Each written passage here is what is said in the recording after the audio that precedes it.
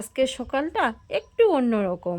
Hello everyone, তো দেখো আমাদের ভুঁইয়ে আজকে ট্রেক্টর নামানো হয়েছে। আজকে দিবে হচ্ছে কাদো। তারপরে দেখো হাড্ডাহাড্ডির লড়াই চলতেছে কাদো গাড়া নিয়ে। তারপরে দেখো কাঠটা আগে চাষা হয়, আর এইদিকে দেখো হাল দিয়েও চাষা হচ্ছে।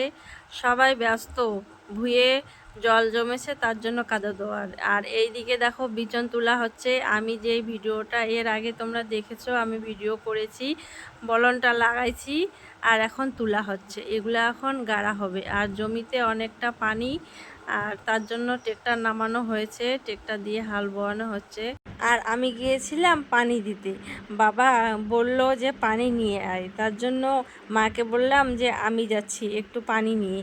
তো বাবার জন্য পানি নিয়ে আসলাম, আর এইদিকে একটু ক্যাপচার করে ভিডিও করে নিলাম। আর এইখানে দেখো আমার ভাই শুরু করে দিল গাড়ার, ওয়া গাড়ার।